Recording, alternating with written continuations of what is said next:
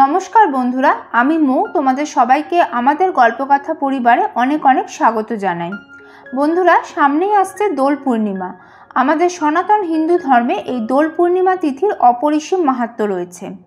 এই পূর্ণিমা তিথি ঈশ্বর আরাধনার জন্য অত্যন্ত শুভ বলে মনে করা হয়। অনেকেই বাড়িতে এই দিন সত্যনারায়ণ পুজো, লক্ষ্মীনারায়ণ পুজো বা রাধা গোবিন্দের বিশেষ পুজোর আয়োজন করে থাকেন। দোল পূর্ণিমার দিন বাড়িতে আমরা পুরোহিত ছাড়া নিজেরা কিভাবে ভগবান শ্রী সত্যনারায়ণের পুজো করে নিতে পারি, আজকের ভিডিওতে সেটাই আমি তোমাদের সাথে শেয়ার করে নেব। প্রচলিত বিশ্বাস অনুসারে দোল পূর্ণিমার দিন বাড়িতে সত্যনারায়ণ পুজো করলে পারিবারিক সুখ সমৃদ্ধি বৃদ্ধি পায়, অন্ধকার কেটে গিয়ে জীবনে আলোর দেখা পাওয়া যায়। উপোস করে যে ব্যক্তি নিজের হাতে এই পুজোর জোগাড় করেন তিনি শ্রী সত্যনারায়ণ ভগবানের বিশেষ আশীর্বাদ লাভ করেন, এমনটাই মনে করা হয়। পুজো বিধি শুরু করার আগে এক নজরে এই বছরের দোল পূর্ণিমার সময়সূচি দেখে নেওয়া যাক। এই বছর অর্থাৎ ইংরাজি 2024 ও বাংলা 1430 সনের দোলযাত্রা উৎসব পালিত হবে আগামী 25শে মার্চ, বাংলায় 11ই চৈত্র সোমবার। পূর্ণিমা তিথি লাগবে আগের দিন অর্থাৎ রবিবার 24শে মার্চ, বাংলায় 10ই চৈত্র দিবা 9:43 এবং তা স্থায়ী হবে সোমবার 25শে মার্চ, বাংলায় 11ই চৈত্র দিবা 11:49 পর্যন্ত। পঞ্জিকা মতে রবিবার 24শে মার্চ, বাংলায় 10ই চৈত্র প্রদোষে সন্ধে 5:45 গতে এবং রাত্রি 7:21 মধ্যে শ্রী শ্রী সত্যনারায়ণ পুজোর সর্বশ্রেষ্ঠ সময়। চলো বন্ধুরা, এবার আমরা সরাসরি পুজো বিধিতে চলে যাই। পুজোতে বসার আগে আমি নিজের মাথায় এবং পুজোর সমস্ত উপকরণে গঙ্গা জল ছিটিয়ে নিয়েছি, আর পুজোর ফুল, মালা, তুলসী পাতা ইত্যাদিতে গঙ্গা জল, চন্দন, অগরু এবং কর্পূরের গুঁড়ো লাগিয়ে নিয়েছি।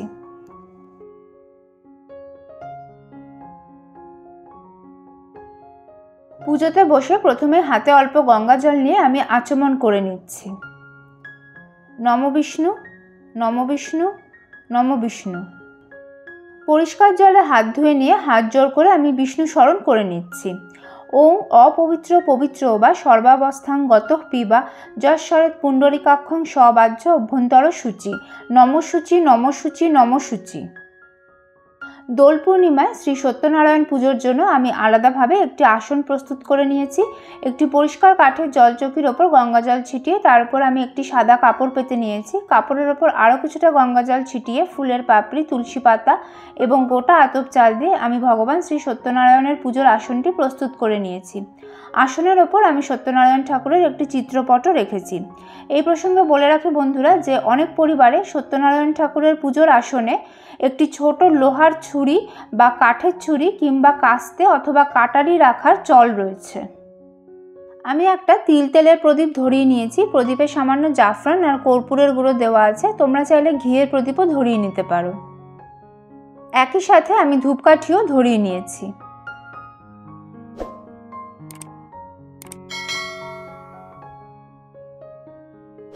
এবার আমি ঘট স্থাপন করব। যে স্থানে আমি ভগবান শ্রী সত্যনারায়ণের ঘরটি পাতবো সেখানে আমি কিছুটা ভেজানো গঙ্গা মাটি রেখেছি এবং তার উপর শ্বেত চন্দনের ফোঁটা দেওয়া আছে। গঙ্গা মাটির ওপর আমি কিছুটা পঞ্চশস্য এবং কয়েকটি দূর্বা রাখব।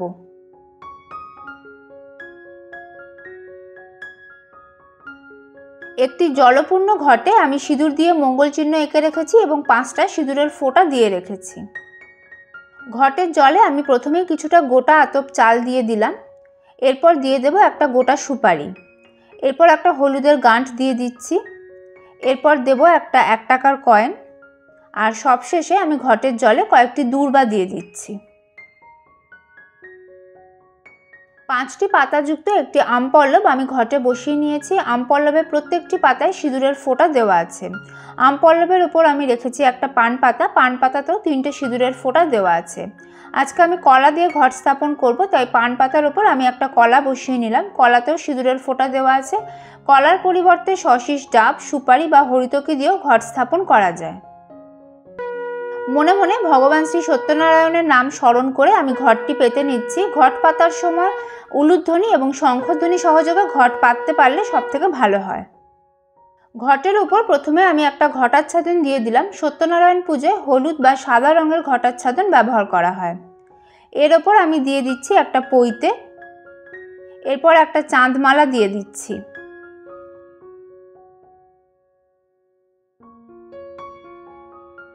আর সবশেষে আমি ঘটে একটা ফুলের মালা নিবেদন করে দিলাম।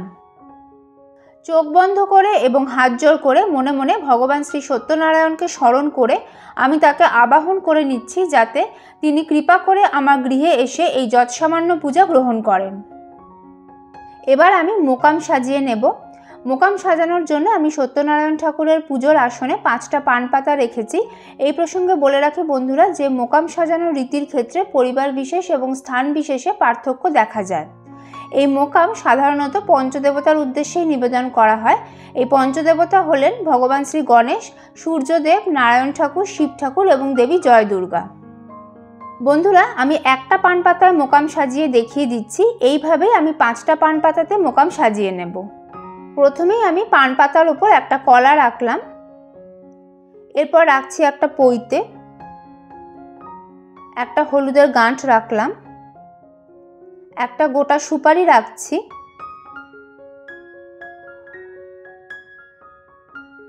একটা 1 টাকার কয়েন রাখলাম এবং এরপর আমি রাখবো একটা বাতাসা। দেখো বন্ধুরা, আমি 5টা পান পাতায় মোকাম সাজিয়ে নিয়েছি। মোকামগুলি পুজোর পরে কি করা হবে সেই নিয়েও পরিবার বিশেষ ও স্থান বিশেষে পার্থক্য দেখা যায়।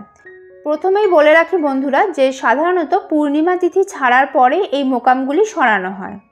অনেকে একটা মোকাম ব্রাহ্মণকে দান করেন এবং বাকি 4টি মোকাম অন্য 4 জন ব্যক্তিকে দান করে দেন। অনেকে একটি মোকাম নিজের পরিবারের জন্য রাখেন, একটি ব্রাহ্মণকে দান করেন এবং বাকিগুলি অন্য 3 জন ব্যক্তিকে দান করে দেন। আবার অনেকে মোকামের কলা, বাতাসা, কয়েন এবং পৈতে সরিয়ে রেখে বাদবাকি জিনিসগুলি জলে দিয়ে দেন। কলা এবং বাতাসা প্রসাদ রূপে নিজেরা গ্রহণ করেন। তোমাদের পরিবারে পুজোর পর এই মোকামগুলি নিয়ে কি করা হবে সেই সংক্রান্ত যদি বিশেষ কোনো রীতি না থাকে তাহলে একটু আগে আমি যেগুলো বললাম তার মধ্যে তোমাদের সুবিধা মতন যে কোনো একটা নিয়ম ফলো করতে পারো। প্রথমে আমি ভগবান গণেশ সহ পঞ্চদেবতার পুজো করে নিচ্ছি। চন্দন সহযোগে ফুল, বেলপাতা, দূর্বা এবং তুলসী পাতা হাতে নিয়ে পঞ্চদেবতাকে স্মরণ করে এতে গন্ধপুষ্পে ওং গণেশাদি পঞ্চদেবতাভ্য নমঃ এই মন্ত্র বলে এই সব কিছু আমি পঞ্চদেবতার উদ্দেশ্যে নিবেদন করে দিচ্ছি।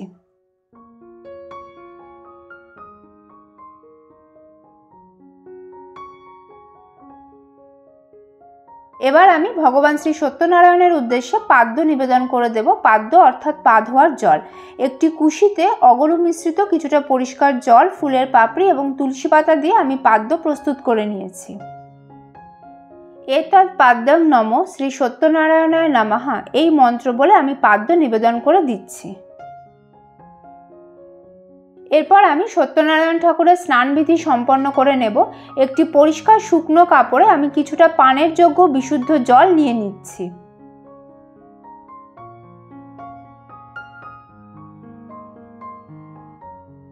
এরপর নিয়ে নিচ্ছি সামান্য গোলাপ জল। সবশেষে আমি এর মধ্যে কিছুটা অগরু নিয়ে নিচ্ছি। এবার এই কাপড়টি দিয়ে আমি সত্যনারায়ণ ঠাকুরের চিত্রপটটি সুন্দর করে মুছে নেব।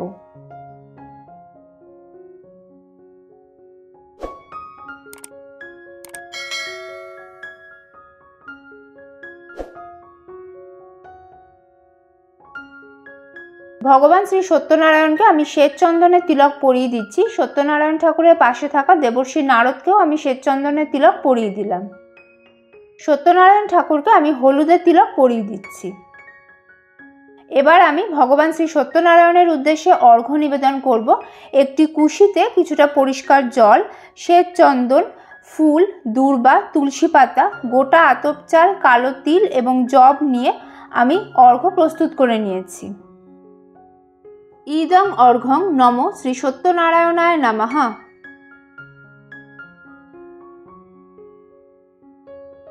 শ্বেত চন্দন সহযোগে ফুল এবং তুলসী পাতা হাতে নিয়ে মনে মনে ভগবান শ্রী সত্যনারায়ণকে স্মরণ করে এতে গন্ধপুষ্পে ওং শ্রী সত্যনারায়ণায় নমঃ এই মন্ত্র বলে আমি এই ফুল এবং তুলসী পাতা ভগবান শ্রী সত্যনারায়ণের উদ্দেশ্যে ঘটে নিবেদন করে দেব। সত্যনারায়ণ ঠাকুরকে আমি একটি পৈতে নিবেদন করে দিচ্ছি। আমি এখানে হলুদ পৈতে নিবেদন করছি, তোমরা সাদা পৈতেও নিবেদন করতে পারো। সত্যনারায়ণ ঠাকুরের ডান দিকে আমি একটা চাঁদমালা নিবেদন করে দিলাম। বস্ত্রস্বরূপ এই সাদা সুতো আমি সত্যনারায়ণ ঠাকুরকে নিবেদন করে দিচ্ছি। এতে আমি সামান্য আতর লাগিয়ে নিয়েছি। তোমরা মৌলি সুতো, সাদা চেলি বা হলুদ চেলিও বস্ত্রস্বরূপ নিবেদন করতে পারো, অথবা নতুন ধুতি বা নতুন গামছাও নিবেদন করতে পারো। সেক্ষেত্রে পুজোর পরে ওই নতুন ধুতি বা নতুন গামছা কোনো ব্রাহ্মণকে দিয়ে দিতে হবে। এতানি সচন্দন তুলসী পত্রানি ওং নমস্তে বহুরূপায় বিষ্ণবে পরমাত্মনে স্বাহা, এই মন্ত্র বলে আমি শ্বেতচন্দন সহযোগে তুলসী পাতা এবং তুলসী দল ভগবান শ্রী সত্যনারায়ণের চরণে নিবেদন করে দিলাম। শ্বেতচন্দন সহযোগে একটি ফুলের মালাও আমি সত্যনারায়ণ ঠাকুরকে নিবেদন করে দিয়েছি। ভগবান শ্রী সত্যনারায়ণের চরণে আমি শ্বেতচন্দন সহযোগে ফুল নিবেদন করে দিচ্ছি। পুজোর আসনে যে 5টি মোকাম রয়েছে সেখানেও আমি ফুল নিবেদন করে দিচ্ছি। তোমরা চাইলে ফুলের মালাও নিবেদন করতে পারো।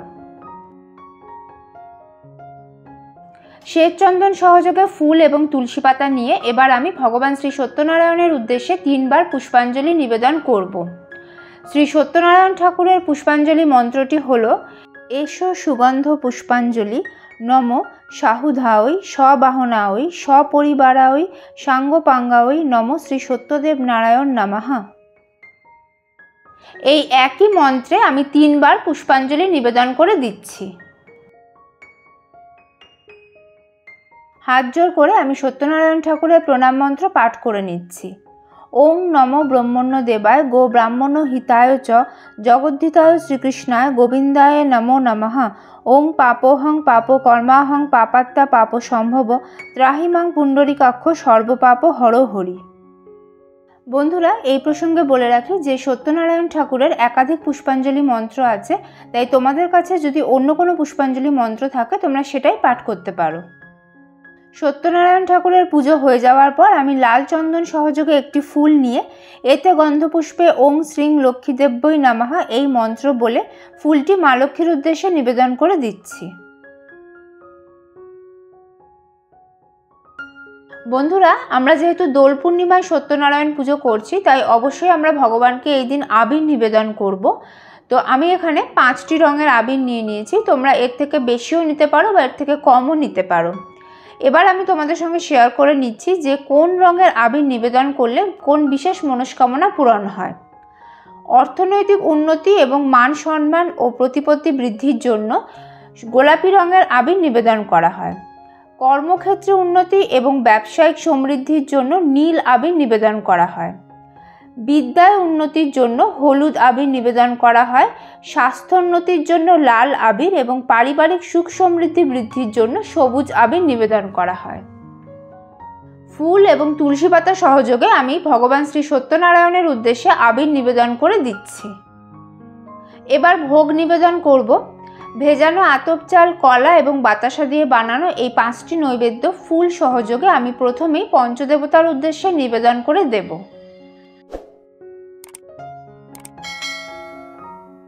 সত্যনারায়ণ পুজোতে মা লক্ষ্মী এবং নারায়ণ ঠাকুরের উদ্দেশ্যে 2টি আলাদা নৈবেদ্য নিবেদন করতে হয়। তো এখানে ভেজানো আতপ চাল, কলা আর বাতাসা দিয়ে সেই নৈবেদ্য 2টি আমি বানিয়ে নিয়েছি।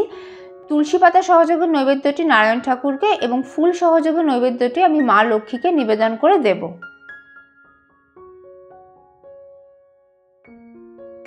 সত্যনারায়ণ পুজোয় অবশ্যই সিন্নির ভোগ নিবেদন করতে হয়।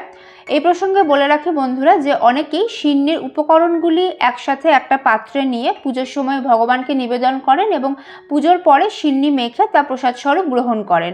আবার অনেকে আগে থেকেই সিন্নি মেখে নিয়ে ভগবানকে নিবেদন করেন। ফুল এবং তুলসী পাতা সহযোগে আমি সত্যনারায়ণ ঠাকুরকে সিন্নি নিবেদন করে দিচ্ছি। ফুল এবং তুলসী পাতা সহযোগে আমি সত্যনারায়ণ ঠাকুরকে মিষ্টান্ন ভোগ নিবেদন করে দিলাম। এরপর আমি গোটা ফল নিবেদন করে দিচ্ছি। গোটা ফলের সঙ্গে কুচনো ফলের নৈবেদ্যও তোমরা নিবেদন করতে পারো। পঞ্চদেবতার উদ্দেশ্যে আমি পানীয় জল নিবেদন করে দিচ্ছি। সত্যনারায়ণ ঠাকুরকেও আমি পানীয় জল নিবেদন করে দিলাম। মা লক্ষ্মীকেও আমি পানীয় জল নিবেদন করে দিচ্ছি। সত্যনারায়ণ পুজোয় যে সিন্নি নিবেদন করা হয় তার কিছু নির্দিষ্ট পরিমাপ থাকে। সাধারণত 1.25 পোয়া, 3 পোয়া বা 5 পোয়া মাপে সিন্নি নিবেদন করা হয়। 1.25 পোয়ার ক্ষেত্রে 350 গ্রাম আটা বা ময়দা, 350 গ্রাম গুড়, 350 মিলিলিটার দুধ এবং 5টি কলা দিয়ে সিন্নি বানানো হয়। 3 পোয়ার ক্ষেত্রে মূল উপাদানগুলি 750 গ্রাম করে নেওয়া হয় এবং 11টি কলা দিয়ে সিন্নি বানানো হয়। এবং 5 পোয়ার ক্ষেত্রে 1 কেজি 250 গ্রাম করে সিন্নির মূল উপাদানগুলি নেওয়া হয় এবং 21টি কলা দিয়ে তারপর সিন্নি মাখা হয়। আমি এখানে যে সিন্নি নিবেদন করেছি সেখানে মোটামুটি 100 গ্রাম মাপের আমি মূল উপাদানগুলি নিয়েছি এবং তার সঙ্গে 2টো কলা নিয়েছি। বন্ধুরা, দোল পূর্ণিমার পুজোয় 2 রকমের বিশেষ মিষ্টি ভোগ হিসেবে নিবেদন করা হয়। সেগুলি হলো মঠ বা খেলনা এবং ফুট কড়াই। মঠ বা খেলনা হলো চিনি দিয়ে তৈরি এক প্রকারের শক্ত মিষ্টি যা বিভিন্ন আকৃতির এবং বিভিন্ন রঙের হয়। আর ফুট কড়াই ছোলা এবং চিনির রস দিয়ে বানানো হয়। তো আমি যখন এই পুজোর ভিডিও শ্যুট করছিলাম তখনও বাজারে এগুলো পাওয়া যায়নি, তাই আমি ভোগে এগুলো রাখতে পারিনি। তবে দোল পূর্ণিমার আগে তোমরা বাজারের মুদির দোকানে বা যেসব দোকানে বাতাসা, নকুলদানা এগুলো পাওয়া যায় সেখানে সহজেই এই ফুট কড়াই আর মঠ পেয়ে যাবে। এবার আমি সত্যনারায়ণ ঠাকুরকে আরতি করে নেব। আমি ধূপকাঠি, ঘিয়ের পঞ্চপ্রদীপ, কর্পূর, দক্ষিণাবর্ত, শঙ্খ, বস্ত্র, পুষ্প এবং চামর সহযোগে আরতি করব। ভগবানের চরণে 4 বার, নাভিদেশে 2 বার, মুখমণ্ডলে 3 বার এবং সর্বাঙ্গে 7 বার এইভাবে আরতি করতে হবে।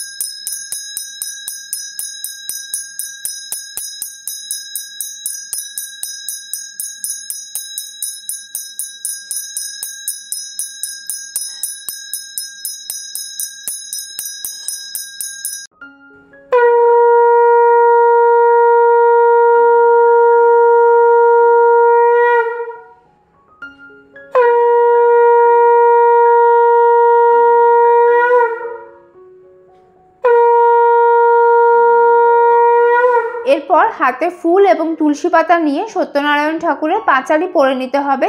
এই পাঁচালির বই যে কোনো দশকর্মার দোকানেই পাওয়া যায়। পাঁচালি পড়া হয়ে যাওয়ার পর হাতের ফুল এবং তুলসী পাতা ঘটে অথবা সত্যনারায়ণ ঠাকুরের চরণে নিবেদন করে দিতে হবে। পুজোর শেষে আমি সত্যনারায়ণ ঠাকুরের উদ্দেশ্যে প্রণাম জানিয়ে নিজের মনস্কামনা নিবেদন করছি এবং পুজোয় কোনো ভুল ত্রুটি হয়ে থাকলে তার জন্য ক্ষমা প্রার্থনা করে নিচ্ছি।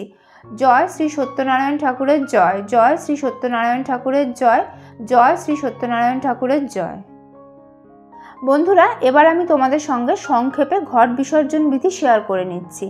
পূর্ণিমা তিথি ছেড়ে যাওয়ার পর ঘট বিসর্জন করতে হবে। ঘট বিসর্জনের আগে আরও একবার সত্যনারায়ণ ঠাকুরের কাছে ক্ষমা প্রার্থনা করে নিতে হবে। তারপর দু হাতে ঘটটি ধরে সামান্য নাড়িয়ে দিতে হবে। এরপর ঘট বিসর্জন করতে হবে। ঘট বিসর্জনের সময় ঘটে নিবেদন করা ফুল, মালা, আমপল্লব, পানপাতা, গোটা ফল সব কিছু জলে দিতে হবে। ঘটাচ্ছাদন, পৈতে এবং চাঁদমালা তোমরা রেখে দিতে পারো। ঘটের জলে যা কিছু দেওয়া হয়েছিল তার মধ্যে থেকে কয়েনটা রেখে বাদবাকি সব কিছু জলে দিয়ে দিতে হবে। ঘটের জলের সামান্য পরিমাণ তোমরা বাড়িতে শান্তির জল হিসেবে ছিটিয়ে দিতে পারো। বাদবাকি জলটা তোমরা কোনো গাছের গোড়ায় দিয়ে দিতে পারো, বিশেষ করে তুলসী গাছের গোড়ায় দিতে পারো। যদি মাটির ঘট ব্যবহার করো তাহলে ঘটটাও জলে দিয়ে দিতে হবে, আর যদি ধাতব ঘট হয় তাহলে ঘটটা রেখে দেবে।